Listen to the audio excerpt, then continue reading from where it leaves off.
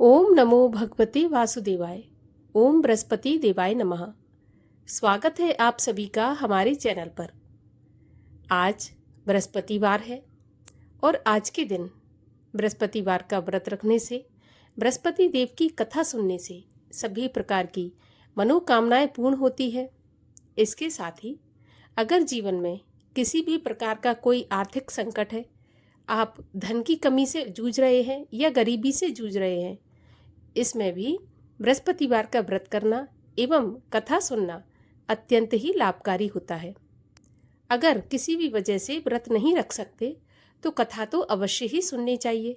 कथा सुनने मात्र से ही जीवन के सभी कष्ट दूर होते हैं।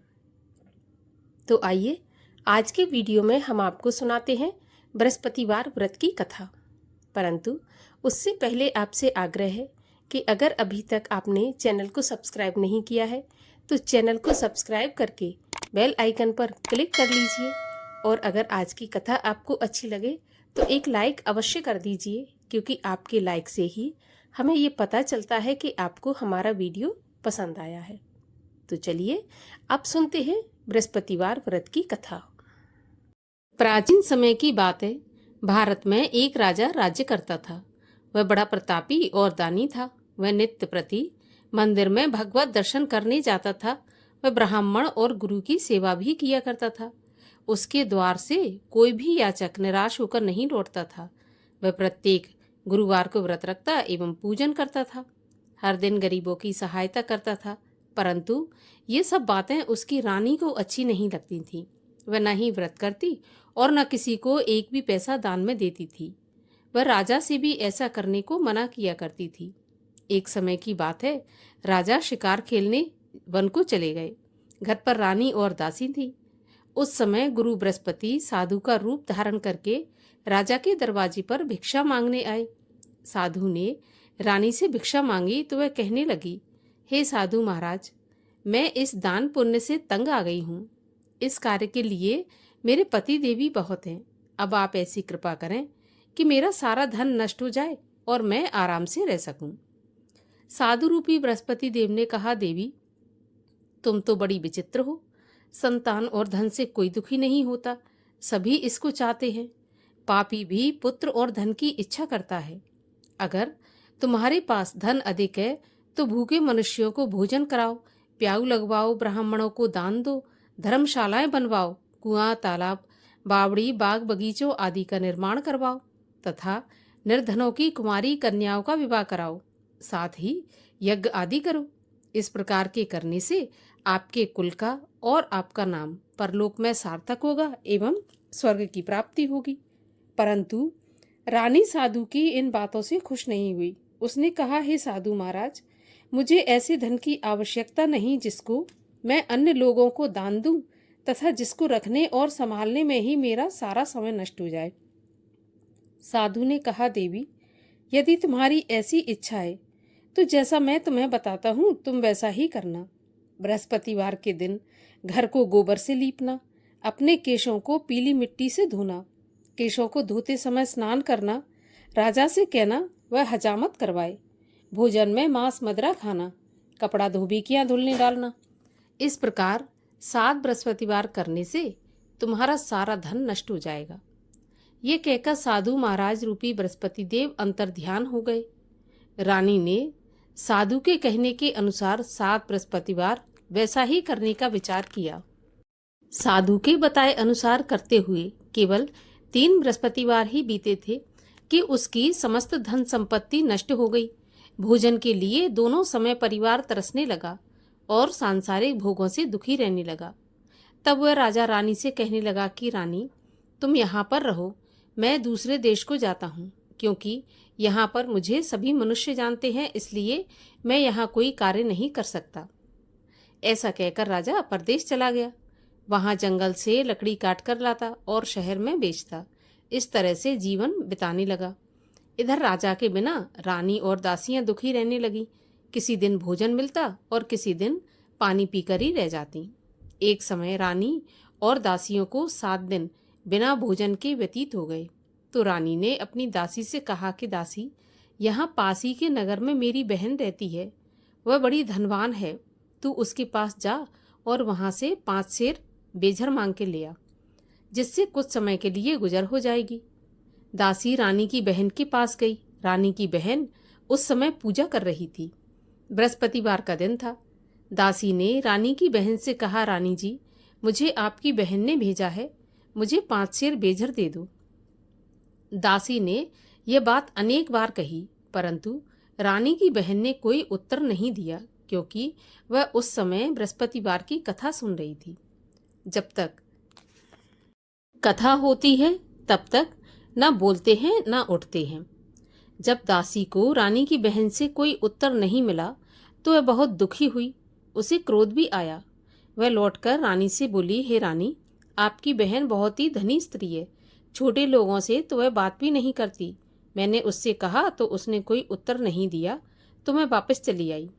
रानी बोली, हे दासी, इसमें उसका कोई दोष नहीं है। जब बुरे दिन आते हैं तब कोई सहारा नहीं देता। अच्छे बुरे का पता विपत्ति में ही लगता है। अब तो जो ईश्वर की इच्छा होगी वही होगा। यह सब तो हमारे भाग्य का दोष है। उधर रानी की बहन ने सोचा कि मेरी बहन की दासी आई थी, परंतु मैं उससे नहीं बोली, इससे वह बहुत दुखी हुई होगी। कथा सुन और विष्णु भगवान का पूजन समाप्त कर वह अपनी बहन के घर आई और कहने लगी, बहन, मैं बृहस्पतिवार का व्रत कर रही थी। तुम्हारी दासी आई, परंतु जब तक कथा होती है तब तक ना उठते हैं और ना बोलते हैं, इसलिए मैं नहीं बोली। कहो दासी क्यों गई थी? रानी बोली, बहन, हमारे घर पर अनाज नहीं था। वैसे तुमसे कोई बात छुपी नहीं है, इस कारण मैंने दासी को तुम्हारे पास 5 सेर बेझर लेने के लिए भेजा था। रानी की बहन बोली, बहन देखो, बृहस्पति भगवान सबकी मनोकामना पूर्ण करते हैं। देखो, शायद तुम्हारे घर में अनाज रखा हो। यह सुनकर दासी घर के अंदर गई तो वहां उसे एक घड़ा बेजर का भरा मिल गया। उसे बड़ी हैरानी हुई, क्योंकि उसने एक एक बर्तन पहले ही देख लिया था। उसने बाहर आकर रानी को बताया। दासी अपनी रानी से कहने लगी, रानी देखो, वैसे जब हमको अन्न नहीं मिलता तो हम रोज ही व्रत करते हैं। अगर इनसे व्रत की विधि और कथा पूछ ली जाए तो उसे हम भी किया करेंगे। दासी के कहने पर रानी ने अपनी बहन से बृहस्पतिवार व्रत के बारे में पूछा। उसकी बहन ने बताया कि बृहस्पतिवार के व्रत में चने की दाल और मुनक्का से विष्णु भगवान का केले की जड़ में पूजन करें तथा दीपक जलाएं, पीला भोजन करें, कथा सुनें। इस प्रकार करने से गुरु भगवान प्रसन्न होते हैं, अन्न पुत्र धन देते हैं, सभी की मनोकामना पूर्ण करते हैं। व्रत और पूजन की विधि बताकर रानी की बहन अपने घर लौट गई। रानी और दासी दोनों ने निश्चय किया कि बृहस्पति भगवान का पूजन करके बृहस्पतिवार का व्रत अवश्य करेंगे। 7 रोज बाद जब बृहस्पतिवार आया तो उन्होंने व्रत रखा। घुड़साल में जाकर चना और गुड़ बीन लाई तथा उसकी दाल से केले की जड़ तथा विष्णु भगवान का पूजन किया। अब भोजन पीला कहाँ से आए, तो दोनों बड़ी दुखी हुई, परंतु उन्होंने व्रत किया था, इस कारण बृहस्पति भगवान प्रसन्न थे। एक साधारण व्यक्ति के रूप में वे 2 थालों में सुंदर पीला भोजन लेकर आए और दासी को देकर बोले, दासी, यह भोजन तुम्हारे और रानी के लिए है, तुम दोनों करना। दासी भोजन पाकर बड़ी प्रसन्न हुई और रानी से बोली, रानी जी भोजन कर लो। रानी को भोजन आने के बारे में कुछ पता नहीं था, इसलिए वह दासी से बोली, जा तू ही भोजन कर, तू हमारी व्यर्थ में हंसी उड़ाती है। दासी बोली, एक व्यक्ति भोजन दे गया है। तो रानी कहने लगी, यह भोजन तेरे लिए दे गया है तो तू ही भोजन कर ले। दासी ने कहा, वह व्यक्ति हम दोनों के लिए 2 थालों में भोजन देकर गया है, इसलिए मैं और आप दोनों ही साथ साथ भोजन करेंगे। दोनों ने गुरु भगवान को नमस्कार करके भोजन प्रारंभ किया। उसके बाद से वे प्रत्येक बृहस्पतिवार को गुरु भगवान का व्रत और पूजन करने लगी। बृहस्पति भगवान की कृपा से उनके पास धन हो गया, परंतु रानी फिर पहले की तरह आलस करने लगी। तब दासी बोली, देखो रानी, तुम पहले भी इस प्रकार आलस करती थी, तुम्हें धन के रखने में कष्ट होता था, इस कारण सभी धन नष्ट हो गया। अब गुरु भगवान की कृपा से धन मिला है तो फिर तुम्हें आलस होता है। बड़ी मुसीबतों के बाद हमने यह धन पाया है, इसलिए हमें दान पुण्य करना चाहिए। भूखे मनुष्यों को भोजन कराओ, प्याऊ लगवाओ, ब्राह्मणों को दान दो, कुआं, तालाब, बावड़ी आदि का निर्माण कराओ, मंदिर, पाठशाला बनवाकर दान दो, कुंवारी कन्याओं का विवाह करवाओ, धन को शुभ कार्यों में खर्च करो, जिससे तुम्हारे कुल का यश बढ़े तथा स्वर्ग प्राप्त हो और पितृ प्रसन्न हो। दासी की बात मानकर रानी ने इसी प्रकार के कर्म करने प्रारंभ कर दिए। अब तो उसका काफी यश फैलने लगा। एक दिन रानी और दासी आपस में विचार करने लगी कि ना जाने राजा किस दशा में होंगे, उनकी कोई खोज खबर नहीं है।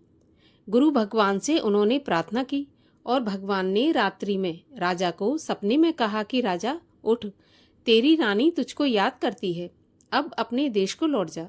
राजा प्रातःकाल उठा, यह विचार करने लगा कि स्त्री जाति खाने और पहनने की ही साथी होती है, पर भगवान की आज्ञा मानकर वह अपने नगर को चलने के लिए तैयार हुआ।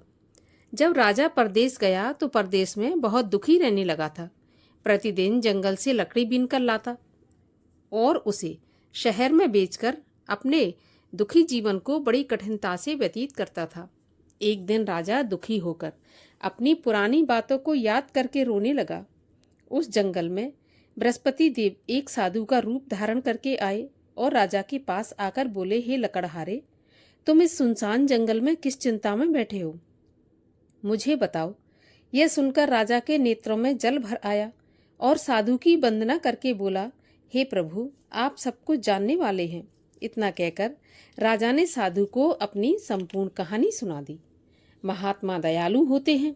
वे राजा से बोले, हे राजा, तुम्हारी पत्नी ने बृहस्पति देव के प्रति अपराध किया था, जिसके कारण तुम्हारी ऐसी दशा हुई। अब तुम किसी प्रकार की चिंता मत करो, भगवान तुम्हें पहले से अधिक धन देंगे। देखो, तुम्हारी पत्नी ने बृहस्पतिवार का व्रत प्रारंभ कर दिया है। अब तुम भी बृहस्पतिवार का व्रत करके चने की दाल व गुड़ जल के लोटे में डालकर केले का पूजन करो, फिर कथा कहो या सुनो, भगवान तुम्हारी सभी कामनाओं को पूरा करेंगे।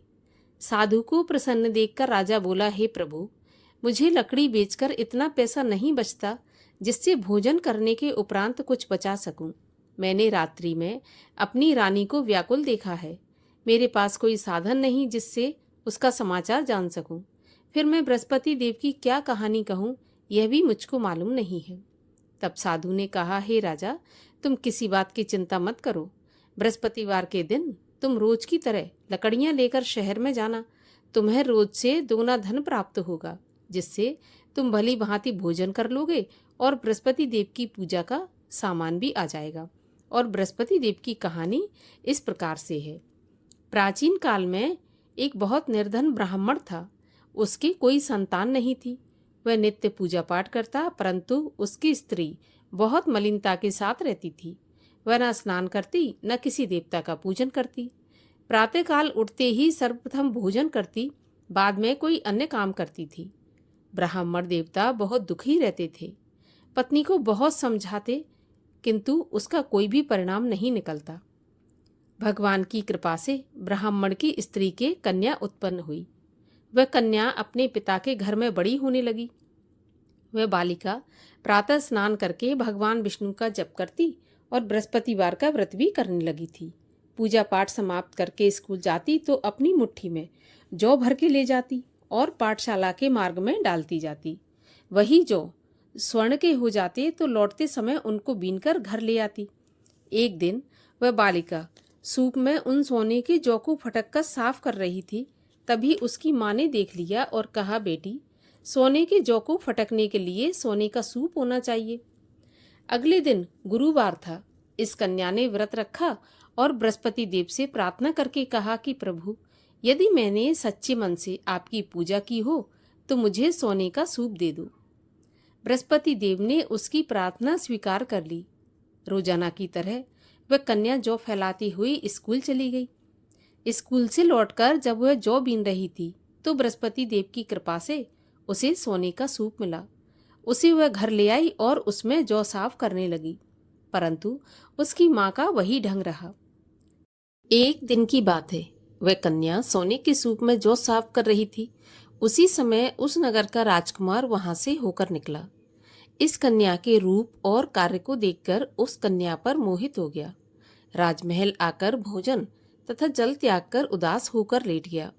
राजा को जब राजकुमार के द्वारा अन्न जल त्यागने का समाचार ज्ञात हुआ तो अपने मंत्रियों के साथ अपने पुत्र के पास गए और बोले, बेटा, तुम्हें किस बात का कष्ट है? किसी ने अपमान किया है अथवा कोई और कारण है तो मुझे बताओ, मैं वही करूँगा जिससे तुम्हें प्रसन्नता हो।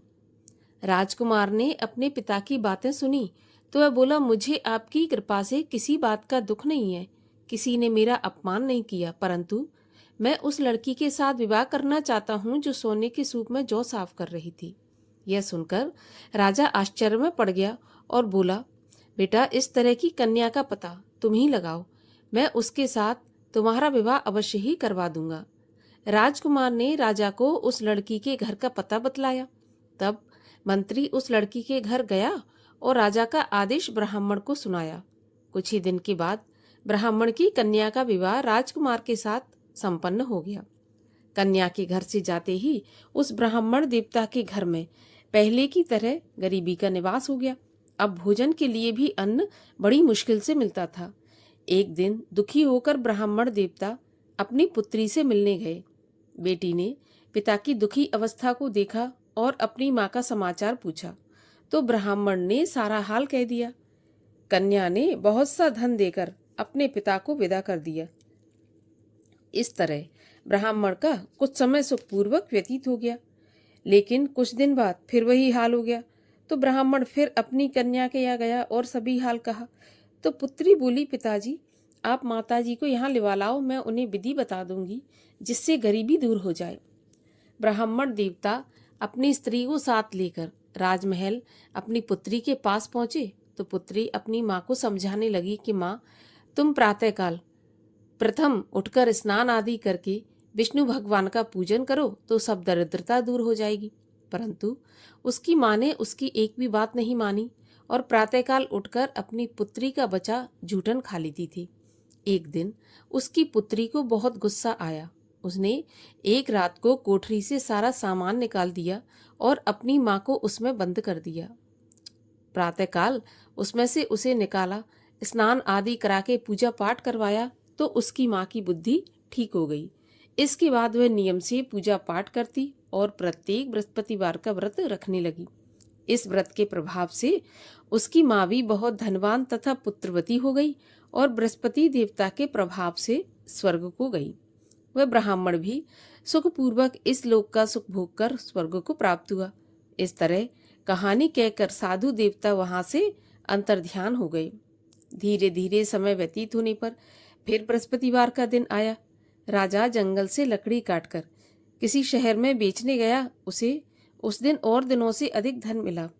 राजा ने चना गुड़ आदि लाकर बृहस्पतिवार का व्रत किया। उस दिन से उसके सभी क्लेश दूर हुए। परंतु जब अगला गुरुवार आया तो बृहस्पतिवार का व्रत करना भूल गया। इस कारण बृहस्पति भगवान नाराज हो गए। उस दिन उस नगर के राजा ने विशाल यज्ञ का आयोजन किया तथा अपने समस्त राज्य में घोषणा करवा दी कि कोई भी मनुष्य अपने घर में भोजन न बनाए, आग भी न जलाए। समस्त जनता मेरे यहाँ भोजन करने आए। इस आज्ञा को जो नहीं मानेगा उसको फांसी की सजा दी जाएगी। राजा की आज्ञा के अनुसार राज्य के सभी वासी राजा के भोज में सम्मिलित हुए, लेकिन लकड़हारा कुछ देर से पहुंचा, इसलिए राजा उसको अपने साथ महल में ले गए। जब राजा लकड़हारे को भोजन करा रहे थे तो रानी की दृष्टि उस खूंटी पर पड़ी जिस पर उसका हार लटका हुआ था। उसे हार खूंटी पर लटका दिखाई नहीं दिया। रानी को निश्चय हो गया कि मेरा हार इस लकड़हारे ने चुरा लिया है। उसी समय सैनिक बुलवाकर उसको जेल खाने में डलवा दिया। जब लकड़हारा जेल खाने में गया तो बहुत दुखी होकर विचार करने लगा कि न जाने कौन से पूर्व जन्म के कर्म से मुझे यह दुख प्राप्त हुआ है, और उसी साधु को याद करने लगा जो कि जंगल में मिला था। उसी समय तत्काल बृहस्पति देव साधु के रूप में प्रकट हो गए और उसकी दशा को देखकर कहने लगे, अरे मूर्ख, तूने बृहस्पति देवता की कथा नहीं की, इसी कारण तुझे दुख प्राप्त हुआ है। अब चिंता मत कर, बृहस्पतिवार के दिन जेल खाने के दरवाजे पर 4 पैसे पड़े मिलेंगे, उनसे तू बृहस्पति देव की पूजा करना। तो तेरे सभी कष्ट दूर हो जाएंगे।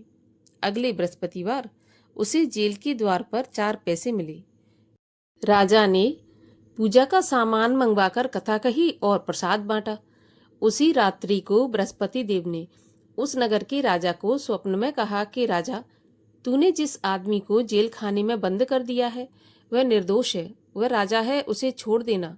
रानी का हार उसी खूंटी पर लटका हुआ है। अगर तू ऐसा नहीं करेगा तो मैं तेरे राज्य को नष्ट कर दूंगा।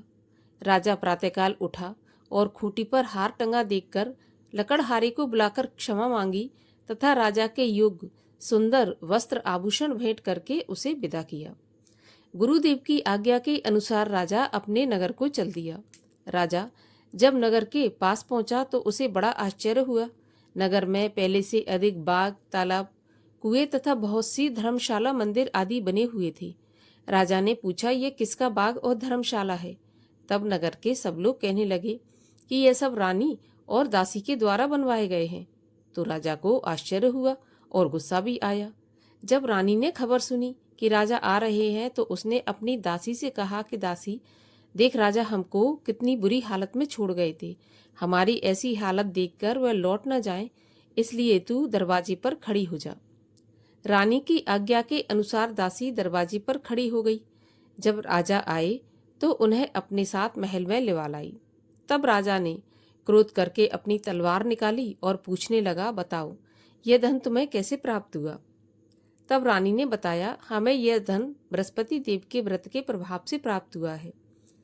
तो राजा ने निश्चय किया कि 7 रोज बाद तो सभी बृहस्पति देव का पूजन करते हैं, परंतु मैं रोजाना दिन में 3 बार कथा कहा करूंगा तथा रोज व्रत किया करूंगा। अब हर समय राजा के दुपट्टे में चने की दाल बंधी रहती तथा दिन में 3 बार कथा कहता। एक दिन राजा ने विचार किया कि चलो अपनी बहन के यहाँ हो आऊं। इस तरह निश्चय कर राजा घोड़े पर सवार हो अपनी बहन के यहाँ चल दिया। मार्ग में उसने देखा कि कुछ आदमी एक मुर्दे को लिए जा रहे हैं।